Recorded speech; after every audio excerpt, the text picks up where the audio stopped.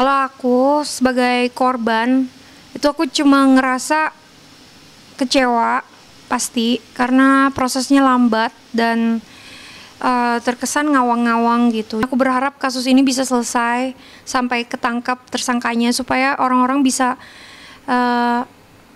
jangan negative thinking gitu sama kasus-kasus penipuan, bahwa kasus penipuan nggak dikerjain, kasus penipuan nggak akan ada jalan keluarnya, bla bla bla bla bla bla, agar tersangka Steven bisa segera ditangkap, bisa mempertanggungjawabkan perbuatannya. Aku juga bingung, pribadi aku tuh bingung juga gitu, karena kasusnya memang ngambang, ngawang, nggak ada kabar, nggak jelas.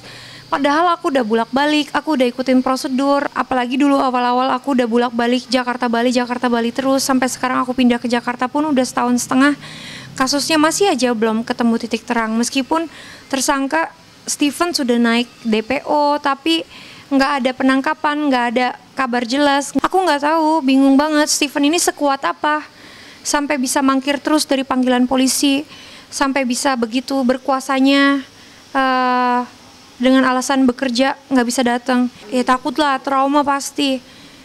Kalau ditawarin bisnis sama orang tuh, aduh aku udah nggak pede duluan gitu, karena aku ada rasa trauma yang luar biasa. Jadi takut, jadi pribadi yang nggak percaya diri, jadi nggak bisa gitu, kayak hidup tenang kayak kemarin tuh susah gitu. Kalau ada bisnis tuh pastinya nggak berani gitu, kayak trauma. Nggak tahu ke depannya ya, kalau sekarang masih pemulihan. Kemarin itu aku kan sempat mental jatuh, males kemana-mana, males kerja, karena aku mikirnya waktu itu, aduh gue udah kerja capek-capek, uangnya hilang gitu aja, dibawa kabur orang gitu. Jadi tuh bener-bener waktu itu terganggu banget, karena kalau nggak ada harapan, hidup ini kayaknya ya akan berhenti di situ gitu. Saya pribadi selalu hadir di PN Jaksel. Baiknya di sini saya selalu hadir. Mau saya harus terbang dari Bali ke Jakarta, ya sudah, saya melaksanakan, saya ngelakuin. Itu kan uang 10 miliar yang hilang, yang ditipu, bukan uang yang aku dapat sekejap. Itu kan uang yang aku kerja siang malam sampai pagi, ketemu pagi. Dari aku umur 16 tahun, itu kan ibaratnya tabungan masa depan untuk aku dan anak-anak aku gitu. Dan sekarang aku harus terima kenyataan bahwa itu dibawa lari orang, ditipu, udah duitnya hilang, bebannya, beban pikiran, beban mental, stres, mental jatuh sampai aku sakit-sakitan waktu itu. ASI juga waktu itu kan baru lahiran kan, sempat berhenti juga. Jadi momennya yang aku alami tuh ya momen-momen beratnya sudah sejauh ini sih sudah aku lewati gitu. Sekarang tinggal gimana aku berjuang agar si tersangka Steven ini bisa tertangkap. Kak Jessica sendiri seperti apa sih kan? Sudah mulai membaik, tapi tetap harus dijaga-jaga karena kayak kalian kan semua tahu dia kan punya tiroid. Jadi ketika itu muncul ada kemungkinan besar sebenarnya harus minum obat. Tapi kan dia lagi menyusui eksklusif ASI.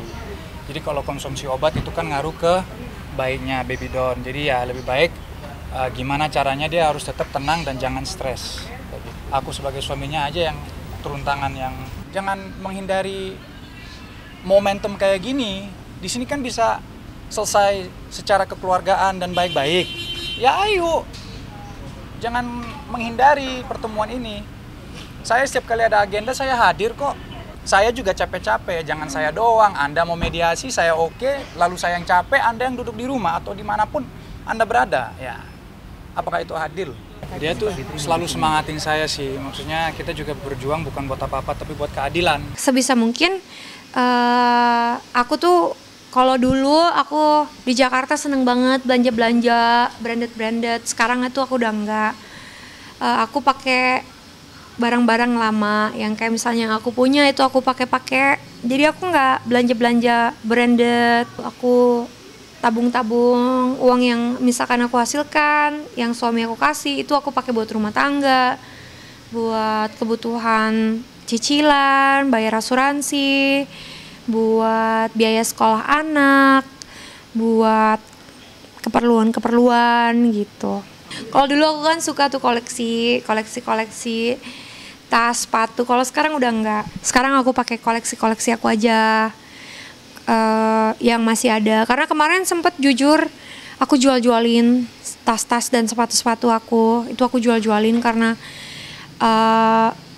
pas musibah itu aku memang pusing 7 keliling, jadi aku jual-jualin. Tapi sekarang kan masih ada yang sisa-sisa, itu aku pakein. Harapan saya ya semoga masalah ini, musibah ini cepat selesai. Kegiatan hari ini itu kebetulan orang salon datang ke rumah, terus aku juga sambil bikin kuku. Biasanya tuh aku tuh seneng banget kan yang cantik-cantik gitu. Jadi aku tuh seneng kalau kuku aku tuh bersih, rapi, terawat gitu. Jadi aku tuh tiap ada per bulan berapa kali untuk manicure, pedicure, ganti warna kuku gitu. Ini sekarang warnanya ini lagi tren Jepang nih, jadi ini namanya glaze donut gitu. Terus ini kuku asli aku loh, jadi kuku aku tuh sepanjang ini gitu. Jadi aku tuh seneng memang ngerawat diri gitu, aku emang seneng gitu. Jadi kaki juga, kalau ini aku kaki warnanya beda dikit tapi masih glaze donut tapi lebih ngepink gitu. Tuh kan hampir mirip-mirip kan sama tangan aku gitu. Cuman ini lebih ngepink, yang kuku tangan aku lebih putih gitu.